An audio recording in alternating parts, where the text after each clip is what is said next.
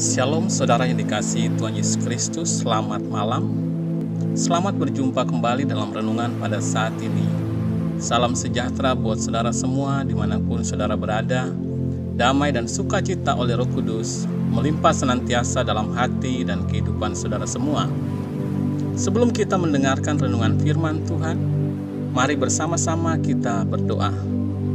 Bapa kami yang di sorga, Bapa yang sangat baik, Bapa, dalam nama Tuhan Yesus Kristus, kami mengucap syukur untuk segala berkat, kemurahan-Mu, pimpinan dan penyertaan-Mu dari pagi hingga malam ini. Kami bersyukur untuk kekuatan, pertolongan dan penyertaan Tuhan. Saat ini Tuhan, kami mau mendengarkan kebenaran firman-Mu. Urapi setiap kami, berikan kami pengertian untuk kami dapat memahami akan setiap kehendak-Mu. Dalam nama Tuhan Yesus Kristus, kami berdoa. Haleluya. Amin. Saudara yang dikasihi Tuhan, ayat renungan kita pada saat ini terdapat dalam surat Roma pasal yang kelima, ayat yang ketiga sampai dengan ayat kelima tertulis demikian. Dan bukan hanya itu saja, kita malah bermegah juga dalam kesengsaraan kita. Karena kita tahu bahwa kesengsaraan itu menimbulkan ketekunan, dan ketekunan menimbulkan tahan uji, dan tahan uji menimbulkan pengharapan, dan pengharapan tidak mengecewakan, karena kasih Allah telah dicurahkan di dalam hati kita oleh Roh Kudus yang telah dikaruniakan kepada kita.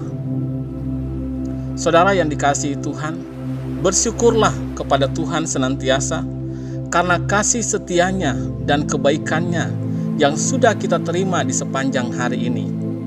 Tuhan itu baik, sangat baik, dan patut kita bersyukur dan bersukacita selalu.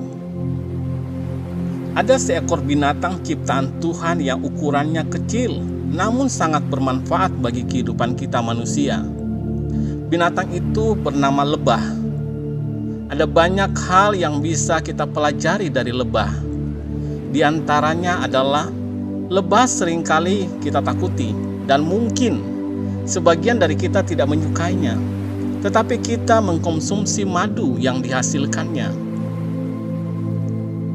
Lebah mempunyai sayap yang ukurannya lebih kecil dari tubuhnya dan kelihatannya begitu lemah. Tapi dengan kepakan sayapnya yang berjumlah 200 kali per detik, ia dapat terbang. Tanpa lebah, sebagian besar tanaman di dunia ini tidak akan ada, karena tidak ada penyerbukan. Dan satu lagi yang menarik saudara, dalam prosesnya dari larva kemudian menjadi seekor lebah yang bisa terbang, lebah harus melewati proses perjuangan yang berat untuk keluar dari sebuah sel atau tempat yang berbentuk heksagonal. Pergerakan lebah untuk keluar dari sel itu membuat lapisan semacam lilin yang menutupi sayapnya menjadi terlepas. Dan saat ia sudah berada di luar dari sel heksagonal itu, lebah tersebut dapat menggerakkan sayapnya dan terbang. Saudara yang dikasihi Tuhan, seperti lebah yang harus melewati suatu proses, kita pun demikian adanya dalam kehidupan ini. Proses hidup seringkali tidak mengenakan, tapi harus kita lalui dan jalani.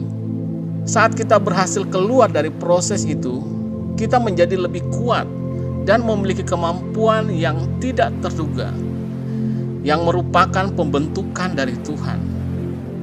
Dalam ayat ini saudara, kita membaca bahwa kita malah bermegah juga dalam kesengsaraan kita.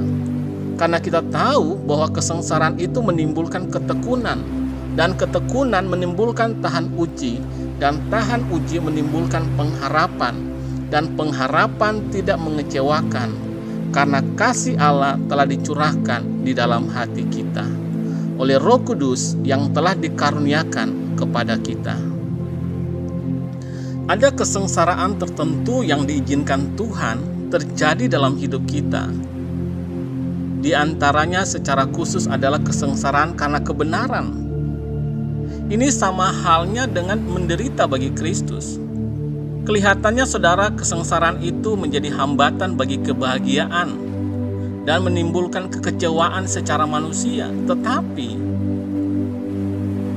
berkebalikan dengan apa yang kelihatannya akan terjadi. Kita justru bermegah di dalamnya. Kita tidak kecewa, tapi sebaliknya kita malah berbahagia karena kasih anugerah Tuhan yang memampukan kita untuk menjalani situasi yang disebutkan sebagai kesengsaraan ini. Kesengsaraan atau penderitaan karena Kristus adalah suatu kehormatan dan kebahagiaan. Itu menimbulkan ketekunan, ketahanan uji, pengharapan, dan suatu upah surgawi yang pasti dari Tuhan. Kesengsaraan karena kebenaran merupakan proses yang harus kita semua alami sebagai orang-orang percaya. Sekali lagi, bukanlah suatu hal yang mengecewakan, tapi membanggakan. Kita bermegah di dalamnya.